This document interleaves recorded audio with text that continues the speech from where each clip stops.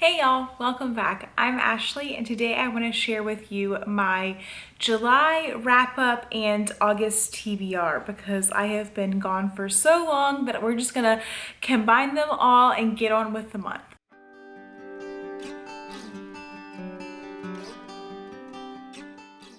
So I think I'm going to go through this month instead of doing like an order that I read the books. Because a lot of the books I rated a 4-star, I'm gonna go from least star rating, which was a 3.5, to highest star rating, which was a 5-star. So we're gonna go through that way. Least star rating is on the bottom. Whew. I almost knocked over the whole stack.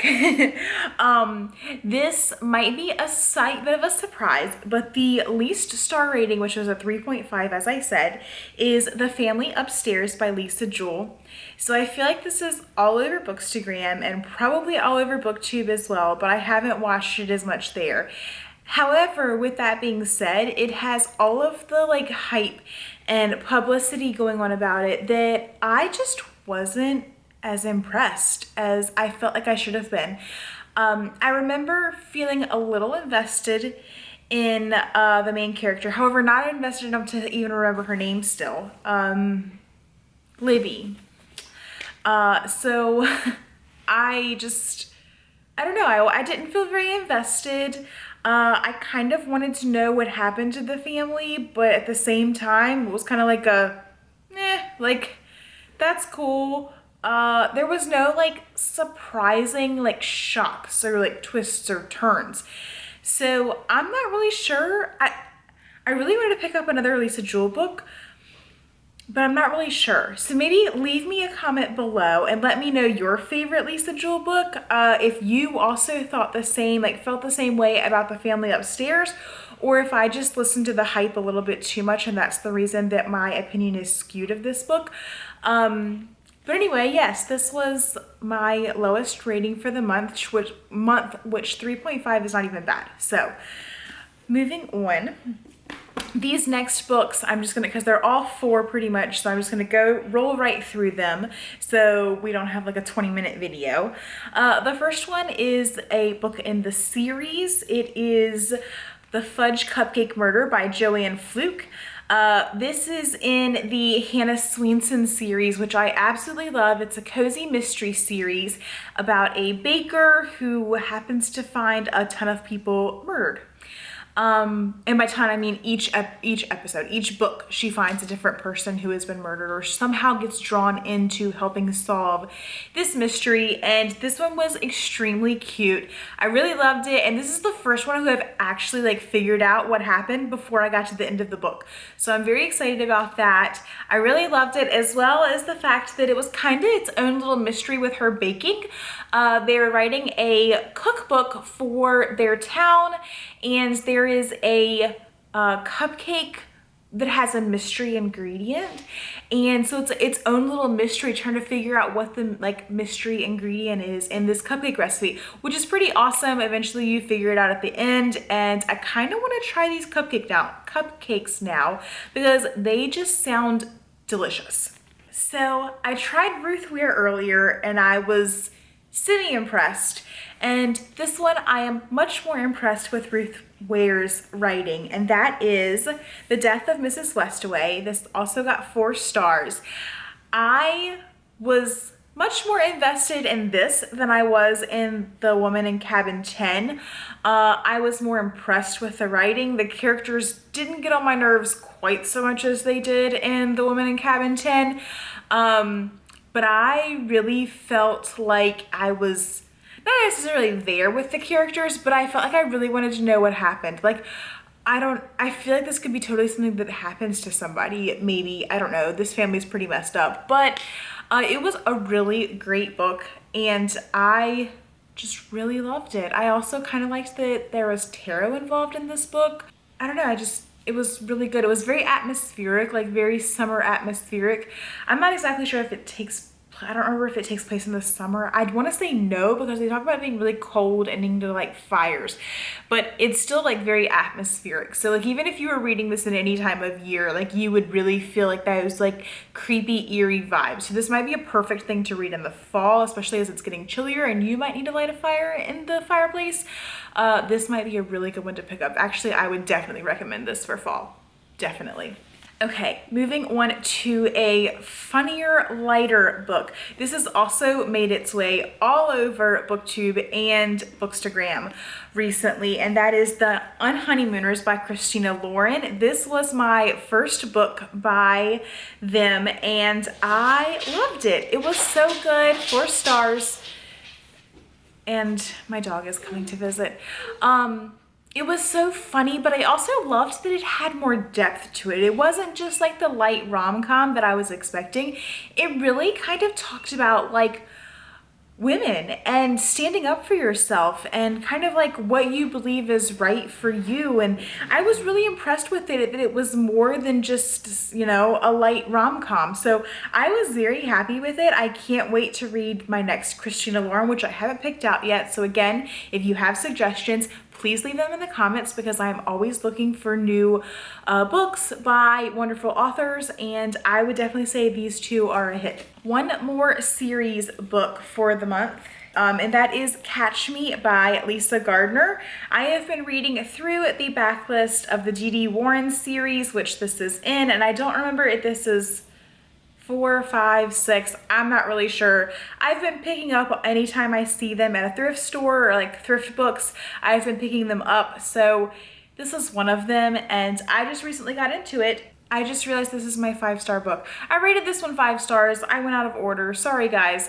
This was my 5-star. It was amazing. It was really good. Usually I don't rate like series books very highly. Like they might get a 4-star, but usually they're not very memorable. But this one just really stood out to me. I think it was because it was so unique. So D.D. Warren, the main character of this series, gets contacted by a girl who says that she's going to be murdered on a certain date. And she knows this because 2 of her friends have also been murdered on that exact date, which also happens to be Texan's birthday, which is kind of weird and unique considering that there are 365 days in the year. But anyway, so she knows that she's going to be murdered and it's like 2 weeks away. So she wants to get in contact with Dee Dee, the detective in Boston. So that way she's a little bit more personally invested and wants to actually find the murderer. And it's just really, really interesting. There are probably some trigger warnings in here, but I'm just research it if you're wanting to read this, because I'm not great about that stuff. Not a lot of stuff bothers me, so I don't usually pay attention. So I'm not a great one to like advertise that, but this was a really good book. I would definitely recommend it if you're into like police drama, thrillers, that type of thing. Okay, back on with our regularly scheduled 4 stars. The next one was Mary Kay Andrews' Save the Date. This was one that I just picked up while we were at the beach. I had read through all of the books that I brought with me to the beach. So when we went to my favorite used bookstore down in South Carolina, I picked this up because I am in love with all things Mary Kay Andrews. And this one has been through the ringer, y'all. Like I did not, it was like this when I picked it up. I didn't do this, but it is like all kinds of like haggard. So I almost didn't pick it up. Like I almost didn't purchase it because it looked so terrible, but I really wanted to have something to read. So I went ahead and got it, and I don't think it was that expensive, like $4. So I'm glad that I did. It was really good. They also mentioned a few of the previous characters from her Bebe and Wheezy series, which was kind of cool to see the reference in there and actually be able to understand the reference. This is about a florist who gets her dog napped, and it just kind of goes from there. Again, another like strong woman character, which I kind of like, but at the same time I was kind of yelling at her. This was definitely not my favorite Mary Kay Andrews. It was still light and funny and a good read, but it just didn't quite hold the depth that the other ones have held for me. So again, 4 stars, still a really good read. I would still definitely recommend it. it's just not quite the highest standard that I have seen. So I would still recommend it as a summer read. So I wanted to pick up this next book because it is also a Hallmark TV series, and that is The Inn at Eagle Point by Cheryl Woods. This is the Chesapeake Shores, I believe is what it's a Chesapeake Shores series, but I believe it's called Chesapeake Shores on Hallmark. So I need to go into the Hallmark Now app and try and watch this series now that I've read the first book. It is so delightful. I am so glad that I decided to pick it up. It's this huge dysfunctional family and all of their issues, and it was just the perfect thing to read in the summer. I loved the main character and her siblings, and it's just honestly perfect. Plus, I love that it's kind of close to home. Chesapeake Bay isn't too far from where I live, and so even though I don't live in Maryland where this takes place, Virginia also has the Chesapeake Bay, so that's pretty cool. I can also just kind of imagine the small town that this takes place in, which is really awesome. So I loved it. Definitely a wonderful summer book that I would recommend. A love story, but still some like family drama in there, but totally lighthearted. Like nothing's too serious. Everything's happy in the end. So it's the perfect like summer read for the beach or by the pool. And then my last one is a new author that I found because of Bookstagram, and I'm so happy that I did. There is nothing better than like reading author's, I think it's a first work. I didn't see anything else. And it's the first in a series as well. And this is like the perfect summer thriller. It is called Rum Country by J. William. So this is, again, the perfect summer thriller. It takes place in Barbados. And I just couldn't get enough of it. It was very action-packed to the point where sometimes it was like a little bit like you had to suspend your belief in like reality just because it was so crazy. Kind of like watching an action movie. But still, it was amazing. Even at the very end, I am still like, what is going on? What is happening? I really need to pick up the next one, which I believe is Antigua Trail. I think that's what it is. So I am very excited to continue on with this series. It is a very like short book, so it's pretty easy to read through. And I'm glad that I got to be able to support a new author and kind of help promote his book because this is super exciting. And I just love that he is writing about the Caribbean, which is so awesome. So I would definitely recommend this if you were looking for a summer thriller that takes place in the Caribbean, especially to travel when we can currently not travel. So that concludes all of my July books. I kind of sped through that kind of fast because I did have a lot of books that I read this past month. I also started the Sarah J. Maas, A Court of Thorns and Roses. However, I kind of ruined it for myself. I read ahead, not that I read ahead, I read the description of the next books and I ruined the last little bit to the point where I'm like dreading reading it because it seems so fake now. But I'm not gonna like share anything because I don't want to give spoilers away, but I really enjoyed the first like 3/4 of it, and now the last quarter is just like blah. So if you've read it, you might know what I'm talking about. You might not. I'm not sure if I'm giving enough away for you to understand what I'm saying, but let me just move on to my August reads. So I have quite a list again for this month. I tried this month to be a little more decisive. So last month was kind of just, I picked up books that I was buddy reading, which was The Unhoneymooners. I also started to choose some of the books because of the, oh my goodness, the reading rush. Sorry, I just had a brain fart there. So I chose quite a few of my books due to the buddy read and the reading rush. And then the others just kind of got thrown in there because I needed a few fillers and I already had the books. But I'm still feeling a bit in like reading slump. I'm just not really sure what I want to read.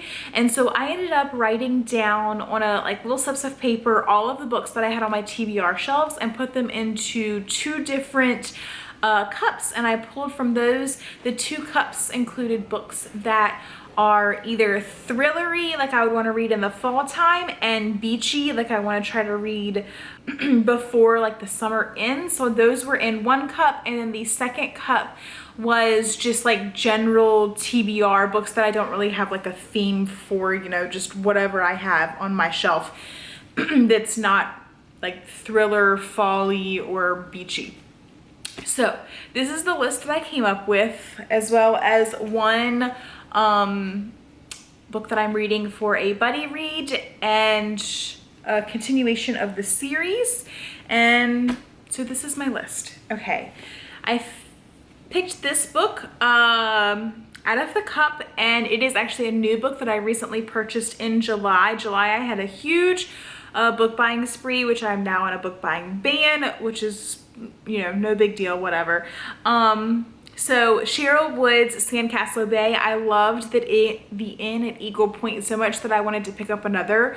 This is not in the same series. This is the Ocean Breeze series, and so I'm excited to see how this one is. Again, Mary Kate Andrews is my favorite, so this was pulled out of my book cup, the High Tide Club. I'm very excited to get into this. Hopefully I will like it a little bit more than Save the Date, because I have loved all of her other books, so I'm excited about this one. Continuing on with the series, I am reading Peach Cobbler Murder.